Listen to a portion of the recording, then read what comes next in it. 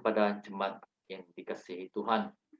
Saya sangat gembira dapat bertemu kembali bersama dengan saudara-saudari seiman dalam Yesus Kristus. Saya juga sangat bersyukur kepada Allah yang Maha Kuasa kerana diberikan kesempatan pada hari ini untuk merenungkan firman Tuhan bersama dengan saudara-saudari seiman. Sebelum kita merenungkan firman Tuhan pada hari ini, mari kita mempersiapkan hati kita dengan doa. Saya akan memimpin kita dalam Bapa kami yang di syurga, Bapa yang kami kenal melalui Yesus Kristus. Bapa kami ingin bersyukur bagimu Tuhan atas kesempatan pada pagi ini kami dapat sama-sama merenungkan firman Engkau.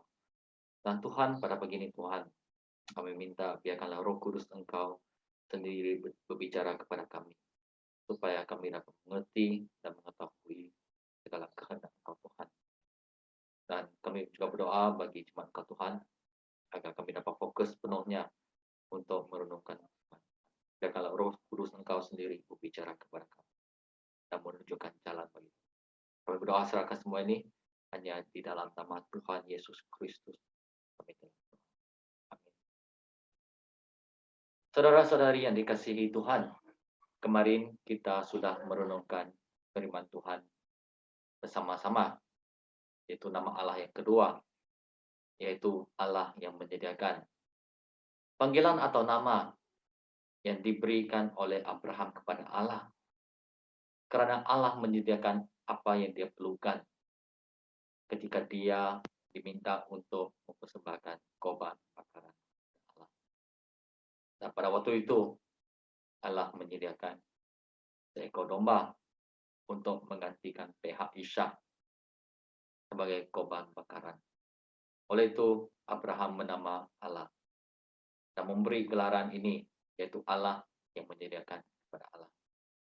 Pada hari ini, kita akan sama-sama merenungkan nama Allah yang ketiga yang terdapat dalam Alkitab, yaitu Jehovah Rapha,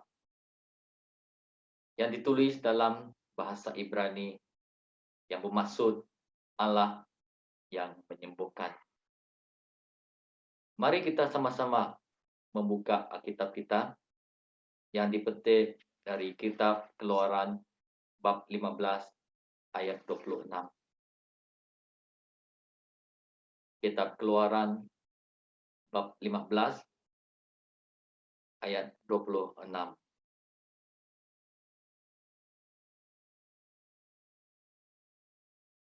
Saya akan membacanya dalam terjemahan Indonesia.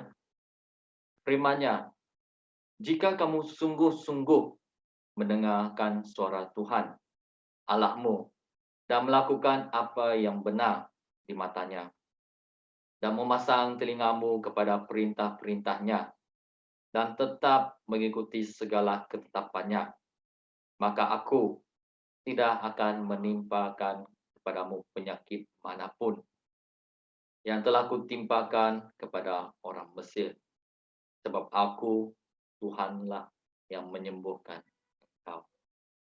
Inilah firman Tuhan. Saudara-saudari yang dikasihi Tuhan, sesudah Yusuf mati dan bilangan bangsa Israel semakin bertambah di Mesir, bangkitlah seorang raja baru pada waktu itu setelah kematian Yusuf, yang tidak mengenai Yusuf memerintah tanah Israel pada waktu itu. Bangkit seorang raja yang tidak mengenal Yusuf, dia memerintah tanah Israel. Oleh kerana raja itu, dia melihat tanah Israel dipenuhi dengan bangsa Israel, maka dia memperbudakkan dan menindas bangsa Israel untuk memaksa mereka bekerja siang dan malam, bekerja sebagai buruh. Oleh kerana Allah mendengar seruan tangisan bangsa Israel, tanah Mesir, dia mengutus Musa untuk menghadap Raja Mesir supaya membenarkannya membawa umat Israel keluar dari tanah Mesir, tanah perbudakan. Allah mengutus seorang, yaitu seorang laki-laki, yaitu Musa, untuk memimpin umat Israel keluar dan bebas dari tanah perbudakan, yaitu tanah Mesir. Kita tidak akan melihat apa yang terjadi antara Musa dan Raja Mesir. Ya, seperti kita tahu bahwa ada 10 tulah, betul tak? Jadi kita tidak akan memerhatikan itu. Tetapi fokus kita pada hari ini adalah bab 15. Di mana Musa memimpin umat Israel keluar dari tanah Mesir dan sedang menuju ke tanah Kanaan. Tanah yang dijanjikan Allah kepada umat Israel. Panjang perjalanan menuju ke tanah Kanaan, umat Israel selalu bersungut-sungut kepada Musa dan berkata bahwa mereka lebih rela hidup menderita sebagai budak di tanah Mesir yang ada makanan, ada tempat tidur, daripada mati kebeluran di padang gurun untuk pergi ke tanah Kanaan. Meskipun Allah sudah merencanakan, dia sudah merancang membebaskan umat Israel keluar daripada tanah Mesir. Tetapi umat Israel ini, mereka bersungut-sungut. Sehingga mereka sanggup berkata bahawa mereka lebih rela hidup menderita, hidup susah sebagai budak di tanah Mesir daripada mati kebeluran di padang gurun. Oleh itu Allah berfirman kepada umat Israel melalui Musa dengan berkata bahawa jika umat Israel sungguh-sungguh mendengar perintah-perintah Tuhan dan melakukan apa yang benar di hadapan matanya, dia tidak akan menimpakan penyakit apapun atas mereka, kerana dia adalah Allah yang menyembuhkan mereka. Apa yang dimasukkan Allah tentang menyembuhkan mereka adalah keadaan mereka. Allah membebaskan mereka daripada perbudakan, daripada penindasan, dan daripada penderitaan. Dan Allah memulihkan keadaan mereka. Allah menyembuhkan keadaan mereka dengan menjanjikan tanah Kanaan kepada mereka. Suatu negeri yang penuh dengan limpah, dengan susu dan madu. Saudara-saudari yang dikasihi Tuhan, Allah yang kita percaya, dia sanggup memulihkan, dia sanggup menyembuhkan keadaan umat Israel pada waktu itu. Meskipun umat Israel selalu mengeluh, mereka bersungut-sungut,